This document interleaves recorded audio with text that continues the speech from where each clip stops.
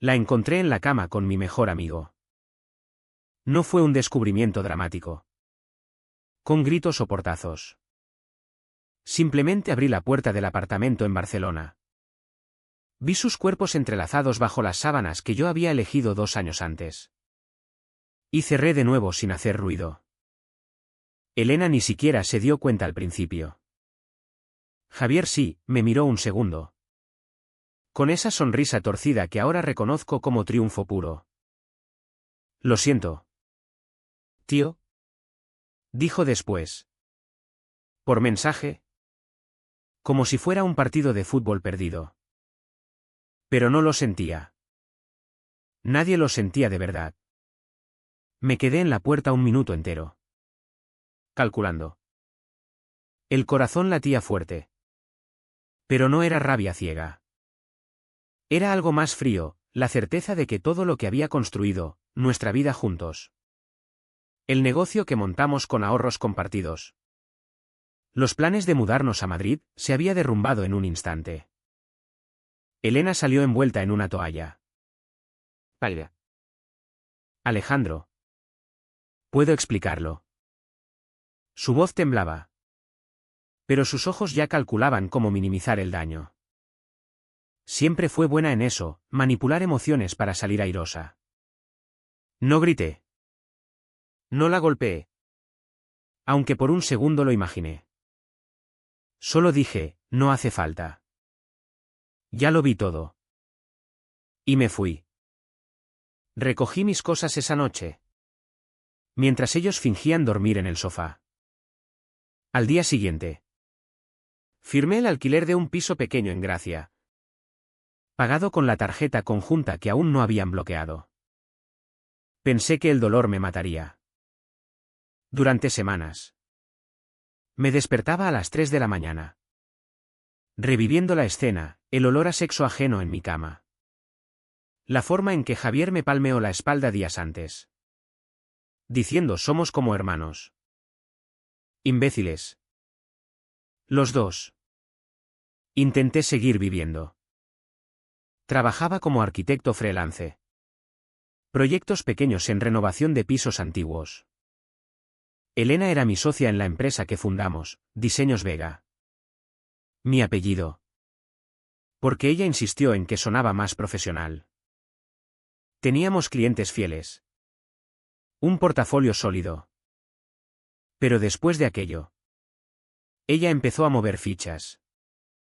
Primero, cambió las contraseñas de las cuentas bancarias. Luego, convenció a 2 clientes importantes de que yo estaba inestable. Que el estrés me había afectado el rendimiento. Javier. Abogado de profesión. La ayudó, redactó documentos que me excluían de decisiones clave. ¿En 6 meses? Me habían sacado de la empresa. Me quedé con deudas acumuladas, hipoteca del apartamento que ahora era solo de ella, y una reputación manchada. Hablé con abogados. En España, la traición conyugal no vale nada en un divorcio si no hay hijos. Y no los teníamos, lo pospusimos siempre. Hasta estar estables. ¡Qué ironía! El juez me miró con indiferencia, son socios comerciales. Resuélvanlo en lo civil.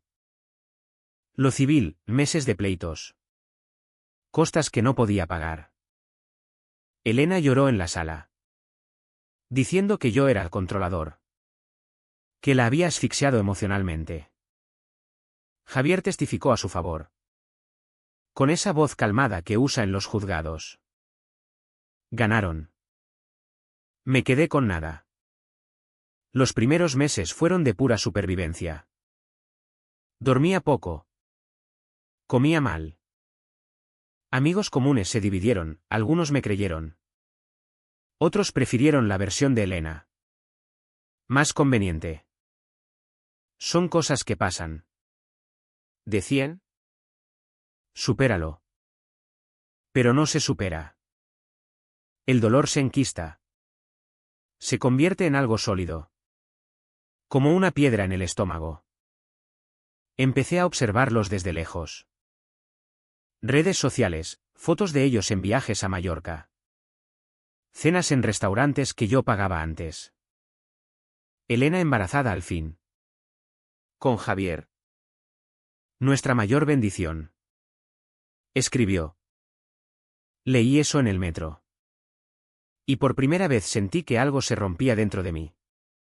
No con llanto, sino con una claridad helada. Imaginé 1000 formas de destruirlos. Rápidas. Violentas. Pero descarté todas. En España, la justicia es lenta.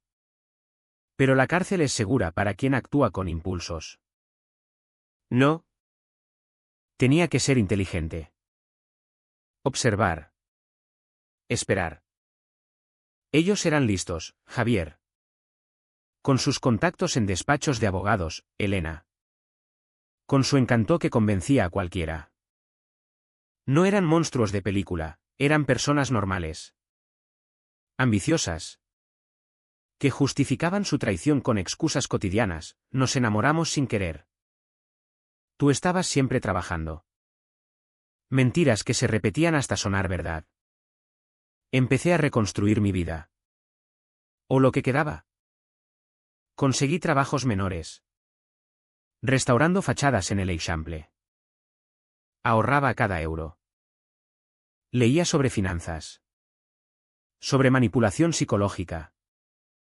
Me convencí de que el silencio era lo único que me mantenía vivo. Si hablaba. Si explotaba. Perdería todo control. Pero una noche. Solo en mi piso. Mirando la ciudad desde la ventana. Entendí, el silencio no salva a nadie. No me salvó a mí. No los detendría a ellos. Decidí que la venganza no sería un estallido. Sería un proceso. Lento. Calculado. Usaría sus propias reglas contra ellos, la ley. La moral hipócrita de la sociedad española. Donde la apariencia lo es todo. Cada paso costaría algo de mí. Lo sabía. Pero ya había perdido lo esencial. ¿Qué más daba? Los meses siguientes fueron de observación pura. No los acosaba, eso sería estúpido. Detectable. Usaba lo que cualquier persona normal hace, redes abiertas. Amigos en común que aún me hablaban. Elena y Javier se mudaron a Madrid. Donde él había conseguido un puesto mejor en un bufete importante. Ella abrió una nueva agencia de diseño. Usando contactos que robó de nuestra antigua empresa. Publicaban fotos, bodas civiles discretas. Luna de miel en Sevilla. Felicidad fingida. Pero efectiva. Yo me mantuve en Barcelona. Trabajando duro. Restauré un ático en el Born para un cliente rico. Un empresario valenciano que me recomendó a otros. Empecé a ganar dinero de nuevo. Suficiente para pagar deudas y ahorrar. Pero cada ingreso era un recordatorio, ellos vivían de lo que me quitaron. Javier manejaba las finanzas de Elena con maestría, invertían en un piso en Chamberí. Caro. Moderno. Yo sabía detalles porque un excompañero me los contaba. Aún indignado por cómo me trataron. El embarazo de Elena avanzó. Anunciaron un niño. ¿Mateo? Lo llamarían. Leí el post y sentí náuseas. No por celos románticos, eso había muerto. Sino por la injusticia cruda. Ellos prosperaban, yo reconstruía de cero. Dudé entonces. ¿Valía la pena? Podía olvidar. Mudarme a otra ciudad. Empezar de verdad. Pero no. La idea de su impunidad me corroía. Imaginaba al niño creciendo en riqueza robada. Aprendiendo que traicionar sale gratis. Empecé a planear. Primero. Información. Javier tenía ambiciones políticas sutiles, contactos en el PP local. Aspiraba a cargos menores. Elena. Netwekenata. Organizaba eventos para mujeres emprendedoras. Eran vulnerables a la imagen. En España, el que dirán pesa más que la verdad. Decidí atacar ahí. Contacté anónimamente a un periodista freelance que conocía de proyectos pasados. Le pasé datos, como Elena había falsificado firmas para sacarme de la empresa. Como Javier usó información privilegiada. Nada ilegal grave. Pero turbio. El artículo salió en un digital pequeño, Irregularidades en agencia de diseño barcelonesa. No los nombraba directamente. Pero suficiente para que clientes dudaran. Elena perdió un contrato grande. Me enteré por Instagram, posts forzados de positividad. Pero ellos contraatacaron. Javier demandó por difamación al medio. Ganó. O al menos lo archivaron. Me investigaron, encontraron mi IP en un email anónimo. Elena me escribió, para Alejandro. Por el bien de todos. Amenaza velada. Javier llamó, si sigues. Te arruino de verdad. Su voz calmada. Profesional. Me asustó. Dudé de nuevo. ¿Era yo el loco ahora? No paré. Cambié táctica. Me acerqué sutilmente. Fingí reconciliación. Mensaje a Elena, felicidades por el bebé. Agua pasada. Ella mordió el anzuelo, gracias. Quizás podamos hablar algún día. Quedamos en Madrid. Neutral. Café en Malasaña. Ella embarazada de 7 meses. Radiante. Hablamos de trivialidades. Le conté mi nueva vida. Mentiras calculadas, proyectos exitosos. Novia ficticia. Vi su alivio, pensaban que había superado. Pero planté semillas. Mencioné casualmente un inversor interesado en su agencia. Uno real. Que yo conocía. Les presenté por email. Javier olió algo. Pero la codicia ganó. Aceptaron reunión. Yo mediaba. Ganando confianza. El precio, noches sin dormir. Reviviendo el dolor. Me miraba al espejo y veía un extraño, ojos hundidos. Sonrisa falsa practicada. ¿Quién era este manipulador? Antes era directo. Honesto. Ahora. Calculaba cada palabra. Perdía humanidad. Paso a paso. El niño nació en primavera. Fotos everywhere, Mateo. Sano. Sonriente. Ellos en la cima. Su agencia creció con el inversor que yo introduje, irónicamente. Dinero limpio ahora. Pero yo sabía debilidades. Javier había cometido errores pasados, un caso dudoso en su bufete antiguo. Soborno menor encubierto. Lo investigué privadamente. Pagando a un detective discreto. Empecé la fase 2, manipulación emocional. Me hice el amigo, de nuevo. Visitas a Madrid. Regalos para el bebé. Elena ablandó, nos equivocamos. Pero la vida sigue. Javier vigilante. Pero tolerante. Cenamos juntos. Hablé de mi terapia. De perdón. Ellos relajaron.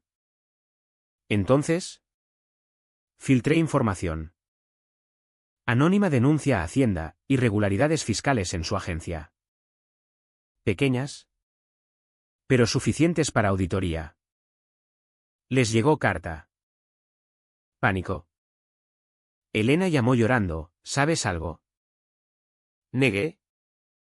Javier investigó. Sospechó de mí. Pero sin pruebas. El estrés les afectó. Discusiones. Vi en posts velados. Elena posparto deprimida. Yo ofrecí ayuda, puedo revisar vuestras cuentas. Como antes. Aceptaron. Acceso total. Planté errores sutiles, facturas falsas que parecerían suyas. Auditoría escaló. Multa grande. Javier usó contactos para minimizar. Pero daño hecho, reputación tocada. Clientes huyeron. Dudé fuerte aquí. Ver a Elena exhausta. Con el bebé. Me removió. Recordé nuestros buenos tiempos. ¿Era esto justicia o crueldad? Casi paré. Pero recordé la traición, como me dejaron en la ruina. Sin remordimiento. Avancé. Contacté a clientes míos. Conté mi versión. Algunos creyeron. Retiraron apoyo. Agencia al borde. Precio personal, aislamiento total. Amigos me evitaban. Oliendo toxicidad. Soñaba con ellos sufriendo. Despertaba sudando. Me volvía paranoico, ¿me descubrirían? La tensión creció. Javier confrontó, ¿eres tú? Cabrón. Reunión tensa en su piso. Negué. Calmado. Pruebas. Exigí. No tenía. Pero amenazó demanda. Elena me dio, basta ya. No bastó. Escalé, filtré a prensa local el caso antiguo de Javier. Artículo, abogado implicado en escándalo pasado. Bufete lo apartó temporalmente. Carrera dañada. Ellos contraatacaron duro. Javier contrató investigador, encontró mis movimientos. Demanda por acoso. Orden restricción. No podía acercarme. Me aislaron. Pero yo tenía más, copias de documentos incriminatorios. Preparados para enviar a autoridades si apretaban. Elena colapsó. Ingreso hospital por ansiedad. Bebé con niñera. Javier furioso. Pero vulnerable. Ofrecí paz indirecta, email anónimo proponiendo tregua. Aceptaron reunión neutral. Con mediador. Allí. Revelé parte, sé todo. Puedo destruirlos del todo. Javier palideció. Elena lloró. Propuse trato, devuelvan lo robado inicialmente. Compensación. A cambio. Silencio. Discutieron.